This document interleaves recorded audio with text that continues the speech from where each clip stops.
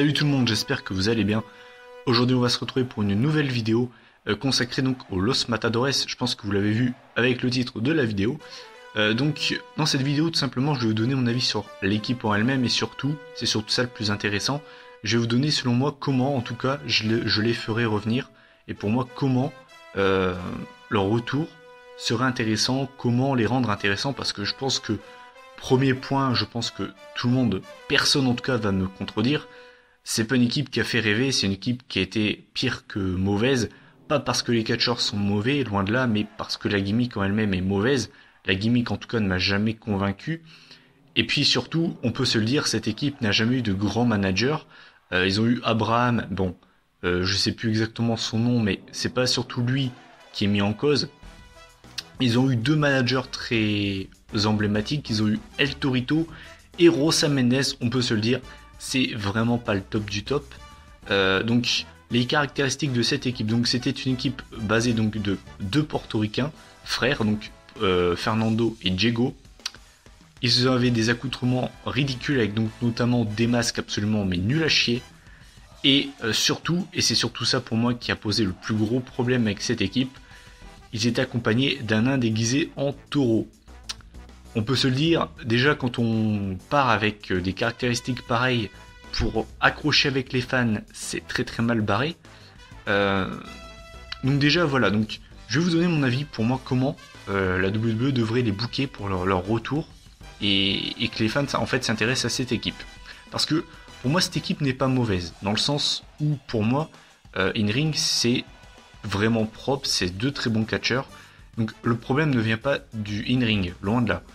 Par exemple, pour moi, si vous me demandez quelle équipe je choisis in-ring, je choisis cette équipe-là par rapport aux Lucha Dragons. Lucha Dragons, qui est une équipe qui a tendance à énormément botcher, notamment le Botchmaster Sin Cara. Mais en fait, voilà, le gros problème en fait des Los Matadores, c'est tout simplement la gimmick. La gimmick, je veux dire, des matadors accompagnés d'un taureau, d'un nain taureau plutôt, un nain déguisé en taureau. C'est déjà très très bancable et les fans n'ont pas accroché et franchement c'est largement compréhensible quoi. Je veux dire, qui ça donne envie de voir ça? Personne. En tout cas, je parle pour moi, cette gimmick ne m'a jamais donné envie et c'est normal. Donc, comment moi je les ferai revenir? Alors, pour ceux qui sont fans de catch depuis un bon moment, vous allez certainement vous rappeler d'une équipe qui était composée de Carlito et de Primo. Alors, parce que oui, Diego et Fernando, c'était anciennement Primo et Epico. Vous devez donc vous rappeler de l'équipe Carlito et Primo, ils avaient notamment été champions par équipe en 2009. Et bien moi déjà, tout simplement, je ferai revenir Primo et Epico un petit peu dans les mêmes tenues que portaient Primo et Carlito en 2009. Un petit peu les mêmes tenues, donc je vous mettrai certainement une photo. Au niveau de la musique, je mettrai tout simplement la musique de Carlito, en tout cas un délire comme ça qui rappelle leurs origines portoricaines, mais voilà, vous oubliez ce délire de taureau, tout ça, c'est nul à chier, mais par contre voilà, mettez une musique un petit peu tropicale, un délire comme ça. Au niveau de la tenue, vous mettez pareil, la même tenue que Primo et Carlito, et c'est là que ça devient intéressant, puisque donc vous faites revenir Primo et Epico de base, donc ils reviennent avec ces noms-là, avec l'entrée que je vous ai dit, et là, en manager, vous leur mettez Carlito. Carlito, vous allez me dire, c'est du fantasy booking, on l'a plus vu à la WWE depuis un bon moment, je crois que sa dernière année à la WWE remonte à 2010, mais il y a une chose qu'il ne faut pas oublier avec Carlito, et c'est ça qui est très intéressant dans l'histoire, c'est que Carlito est de la famille de Primo et Epico, donc déjà, premier point positif. Deuxième point positif, il s'entend encore très très bien avec la compagnie, suffit de voir qu'il était là pour le Hall of Fame pour introniser Carlos Colon avec Primo et Epico. Donc ça prouve qu'il est encore en bon terme avec la WWE. Il est pas vieux, il a 36 ans. Donc non seulement il pourrait être manager, mais en plus de ça, il pourrait encore intervenir et catcher dans le ring. En plus de ça, on avait une rumeur concernant Carlito, je sais pas si vous vous en souvenez, il y avait une rumeur sur Carlito qui était tombée, donc apparemment Carlito aurait été approché par la WWE, apparemment la WWE souhaitait le re-signer. Je sais plus exactement si c'était pour le main roster ou NXT. Je crois que c'était plutôt du côté de NXT, mais je sais qu'en tout cas il avait été approché. Il y avait une rumeur là-dessus. Donc en plus de ça, vous voyez, bah, ça colle parfaitement. Et surtout, ça apporterait, je crois, un gros plus d'avoir Carlito en tant que manager, puisque cette équipe, enfin on pourrait dire un petit peu ce clan, pourrait à la fois être face et heel.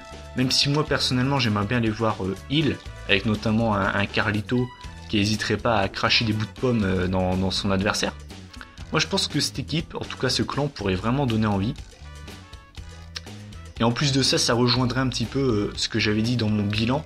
C'est-à-dire que pour moi le New Day, au bout d'un moment ça lassera les gens. Et de tous les cas, je vois pas le New Day rester toute l'année 2016 formé. Je pense qu'ils vont se déformer dans l'année 2016. Je les vois pas rester encore une année complète. Et ce clan pourrait tout simplement prendre le relais du New Day. Alors dans un style totalement différent, puisque bah, le New Day, ça a un côté second degré, fun, what the fuck. Là ce serait plutôt une équipe heel, mais plus sérieuse quand même. Et voilà. Mais en tout cas, moi personnellement, c'est comme ça que je les ferai revenir. Donc Primo et Pico, avec Carlito en tant que manager, avec une gimmick tout simplement de portoricain qui a tendance à cracher sur les États-Unis en disant qu'ils sont supérieurs. Enfin voilà, mettre en avant leur côté hispanique, leurs origines, et avoir Carlito en manager. Et moi je pense qu'en tout cas ça pourrait vraiment cartonner. Et voilà. Et puis en plus de ça, ça permettrait d'avoir la prochaine grosse équipe heel de la compagnie. Et en tout cas, moi je pense que ce serait la meilleure chose à faire pour eux. Voilà, donc cette vidéo est déjà terminée. Donc comme vous pouvez le voir, elle n'a pas été très très longue. En même temps, j'avais pas grand chose à dire. Donc voilà, c'est comme ça, moi en tout cas, que je les ferai revenir, les Los Matadores. Je les ferai revenir en mode colonne, voilà, tout simplement. Je les ferai appeler les colonnes au lieu de les appeler Los Matadores. Et je pense que cette équipe pourrait vraiment faire plaisir aux fans. Donc n'hésitez pas à donner votre avis en commentaire. Comment est-ce que vous les feriez revenir, tout simplement? Parce que voilà, je pense que les Los Matadores n'ont pas marqué les fans, n'ont pas fait kiffer les fans. Je pense que c'est vraiment une équipe qui avait aucun futur dès le début, dès le départ. Ils se sont cramés. Et puis bah forcément, quand vous êtes accompagné d'un daim déguisé en taureau, vous pouvez pas espérer mieux, je pense. Donc moi en tout cas voilà, c'est comme ça que je les ferai revenir. N'hésitez pas à donner votre avis en commentaire, comment vous les feriez revenir, tout simplement. Voilà. Et puis surtout n'hésitez pas à me dire si vous avez aimé ce concept de vidéo, si jamais vous voulez que j'en fasse d'autres. Voilà, voir surtout si ça vous plaît, tout simplement. Pour mes prochaines vidéos, ce sera un top 3 et flop 3 des pay-per-view de l'année 2015. Donc j'essaierai de la sortir ce week-end. Et la prochaine vidéo, donc après les 3 tops et les 3 flops, ce sera une review. Voilà, enfin le retour des reviews. Et les top 5 arriveront également bientôt. Voilà, donc bah écoutez, je vous invite à donner votre avis en commentaire.